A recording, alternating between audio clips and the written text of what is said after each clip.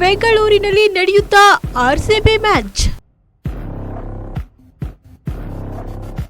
ಪರಮೇಶ್ವರ್ ಹೇಳಿದ್ದೇನೆ. ಮಾನ್ಯ ವೆಂಕಟೇಶ್ ಪ್ರಸಾದ್ ಅವರು ಅಧ್ಯಕ್ಷರು ಮತ್ತು ಅವರ ಸ್ಪೋಕ್ಸ್ ಪರ್ಸನ್ ವಿನಯ್ ಕುಮಾರ್ ಅವರು, ಅವರ ಜೊತೆಯಲ್ಲಿ ಆರ್ಸಿಬಿ ರೆಪ್ರೆಸೆಂಟೇಟಿವ್ಸ್ಗಳು ಕೂಡ ನನ್ನನ್ನು ಇವತ್ತು ಭೇಟಿ ಮಾಡಿದರು. ನಾವು ಈಗಾಗಲೇ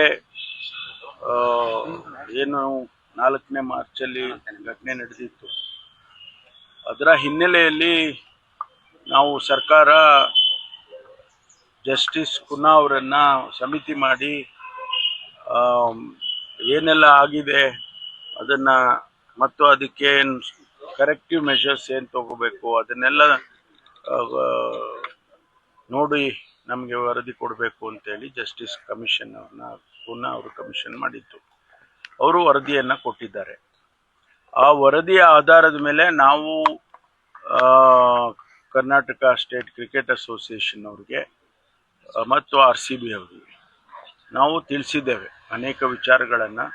ಅವರಿಗೆ ಏನು ಜಸ್ಟಿಸ್ ಕುನ್ನಾ ಅವರ ವರದಿಯಲ್ಲಿ ನಮೂದನೆ ಮಾಡಿದ್ದಾರೆ, ಅವರ ರೆಕಮೆಂಡೇಶನ್ಸ್ ಏನಿದ್ದಾವೆ ಅದನ್ನೆಲ್ಲ ಫುಲ್ಫಿಲ್ ಮಾಡಬೇಕು ಅಂತೇಳಿ ಅವರಿಗೆ ನಾವು ಪತ್ರದ ಮೂಲಕ ತಿಳಿಸಿದ್ದೇವೆ.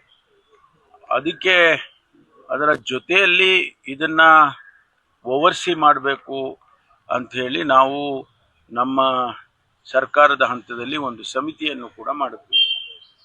ನಮ್ಮ ಏನು ಮಹೇಶ್ವರ ಅವರು BBMP ಕಮಿಷನರ್ ಇದ್ದಾರೆ, GBA ಕಮಿಷನರ್ ಈಗ, ಅವರು ಮತ್ತು ನಮ್ಮ ಪೊಲೀಸ್ ಕಮಿಷನರು ಇವ್ರನ್ನೆಲ್ಲ ಸೇರಿಸಿ ಒಂದು ಸಮಿತಿ ಮಾಡಿ ಸ್ಟೇಡಿಯಂನ ವಿಸಿಟ್ ಮಾಡಿ ಏನೆಲ್ಲ ಈ ಕರೆಕ್ಟಿವ್ ಮೆಷರ್ಸ್ ತಗೊಳ್ಳೋದಕ್ಕೆ ಸಮಯ ಮತ್ತೊಂದು ಎಲ್ಲ ನಿಗದಿ ಮಾಡಬೇಕು ಅಂತೇಳಿ ನಾವು ಮಾಡಿದ್ದು. ಅವರು ಕೂಡ ಅವರಿಗೆ ಸೂಚನೆಯನ್ನು ಕೊಟ್ಟಿದ್ದಾರೆ. ಸುಮಾರು 17-18 ಪಾಯಿಂಟ್ಸ್ ಹಾಕಿ ಅವರು ಕೊಟ್ಟಿದ್ದಾರೆ. ಅದನ್ನೆಲ್ಲ ಮಾಡ್ತಾ ಇದ್ದಾರೆ. ಈ ಮಧ್ಯೆ IPL ಟೂರ್ನಮೆಂಟ್ ಮತ್ತೆ ಬಂದಿದೆ, ಆಮೇಲೆ ಇಂಟರ್ನ್ಯಾಷನಲ್ ಮ್ಯಾಚಸ್ಗಳು ಕೂಡ ಬರ್ತಾ ಇದೆ. ಅದಕ್ಕೆ ಅವರು ಶೆಡ್ಯೂಲನ್ನು ಮಾಡೋದಕ್ಕೆ ನಮ್ಮ ಕ್ಲಿಯರೆನ್ಸ್ ಆದರೆ ಮಾತ್ರ ಶೆಡ್ಯೂಲ್ಗೆ ಅವರು ಬೆಂಗಳೂರನ್ನು ಸೇರಿಸ್ಕೊಳ್ತಾರೆ. ಅದಕ್ಕಾಗಿ ಅವರು ಬಂದಿದ್ದರು, ರೆಪ್ರೆಸೆಂಟೇಷನ್ ಕೊಟ್ಟಿದ್ದಾರೆ. ನಾನು ಅವರಿಗೆ ಬುಧವಾರ ಸಮಯ ಕೊಟ್ಟಿದ್ದೇನೆ.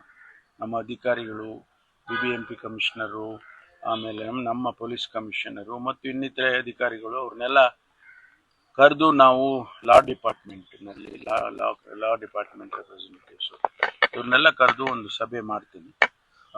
ನಮ್ಮ ಸರ್ಕಾರದ ಹಂತದಲ್ಲಿ ಏನು ಮಾಡ್ಬೋದು ಮತ್ತು ಅವರಿಗೆ ಏನು ನಾವು ಸೂಚನೆ ಕೊಡ್ಬೋದು ಅದೆಲ್ಲ ಚರ್ಚೆ ಮಾಡಿ ಅಂತಿಮವಾಗಿ ತೀರ್ಮಾನವನ್ನು ತಗೊಳ್ತೀವಿ. ಮಾನ್ಯ ಮುಖ್ಯಮಂತ್ರಿಗಳ ಜೊತೆಯಲ್ಲಿ ಕೂಡ ಮಾತಾಡಬೇಕಾಗ್ತದೆ. ಅದೆಲ್ಲ ನಾವು ನಮ್ಮ ಹಂತದಲ್ಲಿ ಮಾಡಿ ಆ ನಂತರ ತೀರ್ಮಾನ